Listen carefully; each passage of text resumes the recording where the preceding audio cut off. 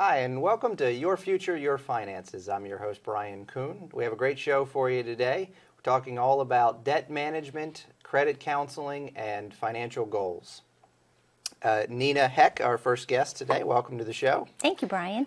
Nina was on the show about a year ago. Yes, Let me read your bio here for our guests. Nina has worked at Guidewell Financial Solutions since 1987. She initially joined the agency as a financial counselor, now serves as its advocacy director and assistant to the president. Over the course of her career, she's helped thousands of clients become more financially aware, and she also serves as the consumer personal finance advocate and spokesperson for the agency. Yes, All right. That's it. I've been there 29 years this year, Fantastic. so yes. Fantastic. You were here last August. The organization had a different name then, Consumer Credit Counseling Services of Maryland. That's now changed. What else has been going on? Okay, so we still have that name. We do business as Guidewell Financial Solutions because many people know us by that. But this year, in January, Ellen Reynaud became our new president and CEO, so that was very exciting for us. And then in April of this year, we celebrated our 50 years of service. 50 years, that's a long time. It was a long time. We hosted an employee appreciation and a client appreciation day that were both really well received. And but I have to say I'm most excited about our new president, Ellen, in that she's very much focused on our community service. And in one of the manners, we've already started off with a partnership with the University of Maryland, Baltimore, where we send a financial counselor and a housing counselor to a location in their consumer engagement center, and it allows residents also in the West Baltimore area to come in and seek help if they so choose to.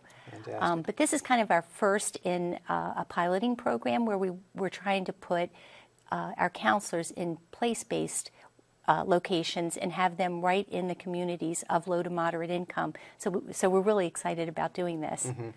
So let's start from the beginning. Let's say someone feels stress or in debt or don't know where to turn. They learn about your organization. They call you. What are the services you provide? What do you do for them? Well, historically, we always provided the credit and budget counseling as well as doing financial education and financial literacy programs. Through the years, we've added bankruptcy counseling once that became into law for looking at options other than, so we have the pre-file and pre-discharge certificate. We also added our housing counseling department when we had the housing counseling crisis. So we're a HUD certified organization, and our counselors are certified through the National Foundation of Credit Counseling as well as NeighborWorks. But we offer, in the housing department, we offer pre-purchase counseling, reverse mortgage counseling. We also offer rental assistance, rent eviction prevention. So we have, and just basic housing stability programs. Seems like any kind of crisis. With housing, we've got that foreclosure and loss mitigation. I think I said that. We also added financial coaching a couple of years ago, and we're really excited about this initiative in that it allows a consumer to become engaged with one of our coaches for a full 1 year, a touch once a month for that entire year. And it's really about goal-centered coaching to change behavior.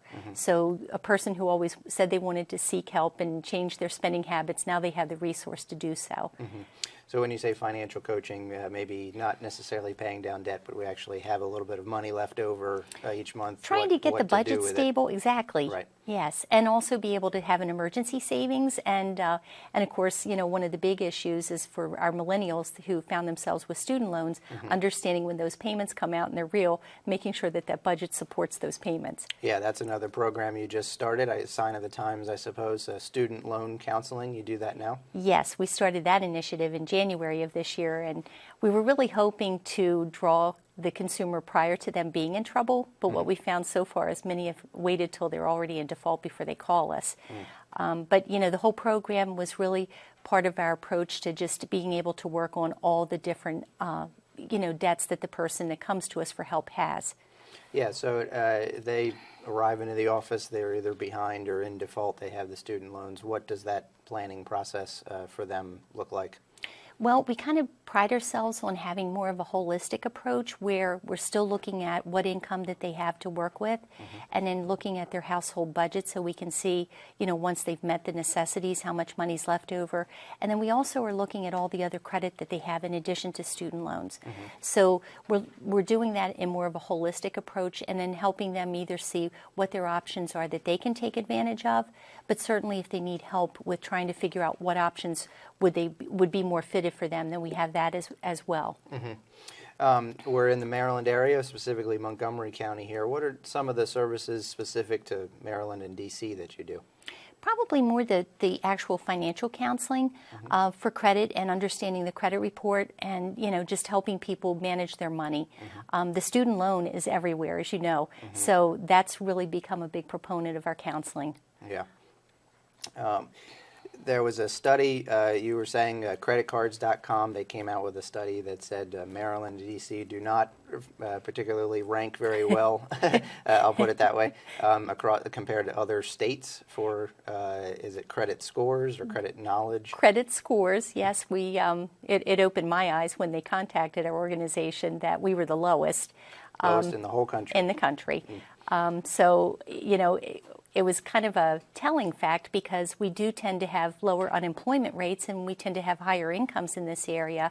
So it really caused me to kind of look at some of our data in our system, and I found that more than not, a lot of the reason I think is more about just managing money correctly. We do make more in this area, but we tend to spend even more than what we make. So when we had the crisis back in 2008 where companies merged and people lost jobs and a lot of houses were foreclosed, a lot of these consumers were still suffering from credit scores that had been affected, along about 2010-ish. Just trying to recover and find positions again. But again, I think that's part of just having a really sound budget and a backup plan, which most didn't have. Absolutely. We've got to take a break. We'll be right back with Nina Heck of Guidewell Financial Solutions. And our next segment will also have actually a participant in the program talking about her experience and some tips for you. We'll be right back. You're watching Your Future, Your Finances.